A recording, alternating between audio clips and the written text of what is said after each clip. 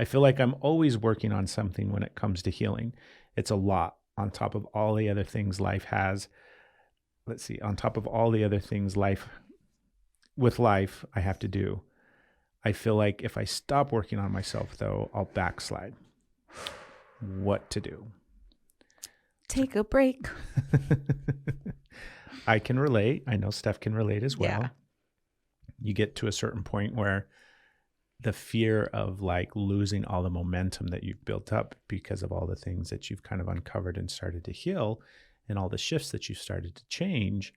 If I stop, then I'm going to lose all that momentum. And the idea of like past behaviors resurfacing and fucking up your life some more. It's terrifying. It's very terrifying. And it's happening already. Yeah. It's going to happen whether you just bulldoze your way through it or you take a break. It's going to happen. Yeah, there's no way to avoid it. Yeah. That's not a hopeless thing. That's not a scary thing. It's like the natural ebb and flow of life, of the universe. Like you cannot outrun that as hard as you try to. Speaking from experience. So like specifically, what can you do in this situation? Allow yourself all the patience and understanding, because it's not a race.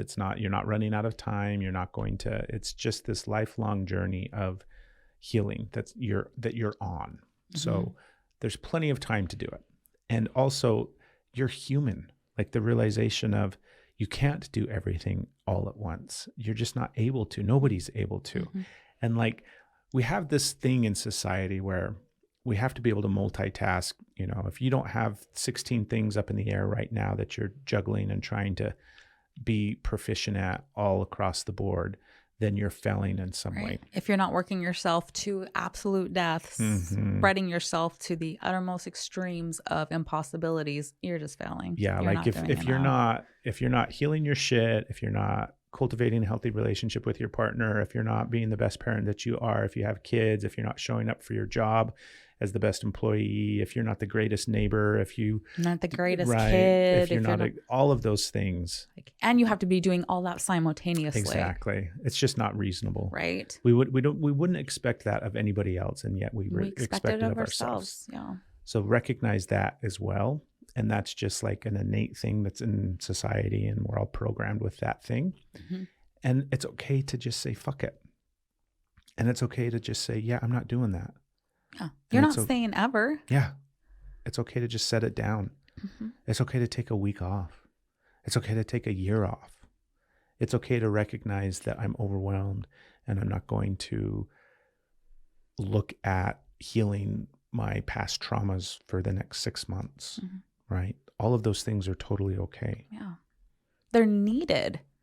We've taken time off, like consciously, like there was a time period, and this wasn't that long ago either, where I was consuming so much content. I was reading podcasts, therapy. I was like entrenched in all of this work and trying to heal all of my stuff. And eventually I was just like, fuck all that, because I was too overwhelmed. So I stopped listening to things. I stopped reading things. I just literally kind of pushed pause on everything and took a step back. And it was scary. I thought that same thing, that I was going to backslide. I thought that all my, all the momentum that I had built up, and like in some way I was letting myself down. That's oftentimes the narrative that I have, where I've cultivated this inner relationship with my inner child, and I'm now showing up for that inner child, right, in a way that nobody else ever has. And if I don't show up for that inner child every single day by doing all of my work, then I'm letting that part of myself down. And I don't want to let that part down ever, right? So I have that dynamic that I play in my head, and the thing that I've used, right, wrong, or indifferent, but I realize that what I also want to teach that inner child is that they don't have to be perfect, and that they can, in fact, make mistakes, and it's okay. And that if they do happen to let somebody down or feel like they've let somebody down, including themselves, that's okay, that they're still worthy of love. So I would just give yourself the biggest break in the world, because you're never, ever going to be able to accomplish it all to the level that you expect. And truthfully, you're probably doing way more than you could even imagine. Right.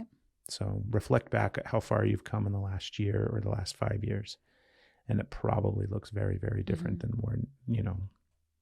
So anything else you want to add? Yeah, I want to like really like trying to reframe some awareness here, just like reframe this a bit in taking a break and being afraid of backsliding and how that completely debilitates you.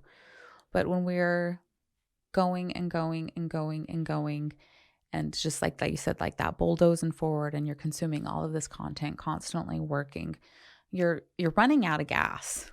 Like, even though you're determined that you're going to be able to keep going and all these things are going to keep coming on top, because working on your shit is hard. It is not easy. It's like, oh, this is all the shit that you've been running from your whole life, and now you're facing it, and it's going to be hard.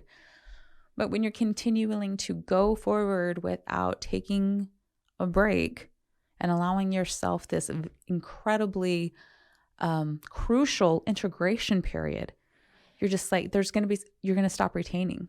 All of this work, all of this effort is turning into an autopilot itself, and you're not integrating that work. It's not going through. It's just you're hitting it in almost like a trauma response again by bulldozing and tunnel focusing on it.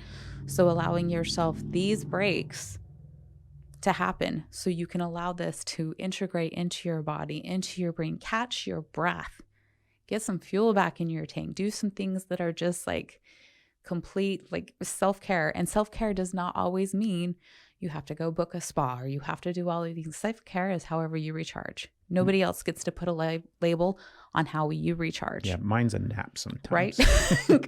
Great. But the truth is these things are going to resurface. They're going to come up. But you were much more adept and able to handle them in a way that you are working towards, that you're choosing when you have rested and when you have allowed yourself to recharge than you would be when you were like stretched and you've just been going. So you actually get to go you actually get to go farther by allowing yourself rest and recharging, because it's going to come back. It's going to come back. It just matters what level of energy you have when it circles back to you. I love the awareness on the integration part of it. Yeah. Because that's a crucial step that we often don't even bring awareness to. We don't even realize it. So if you even want to use that as kind of your trick and way of getting yourself comfortable with slowing down, just recognize that, I'm integrating. This is my integration period. Right. So even in the integration process, you're still doing work. You're still healing because you're allowing for all of the change to actually integrate into your actual body and into your life. And so, yeah, that's how you start to retain and grow. Absorb. Yeah. So take a break. Take a break.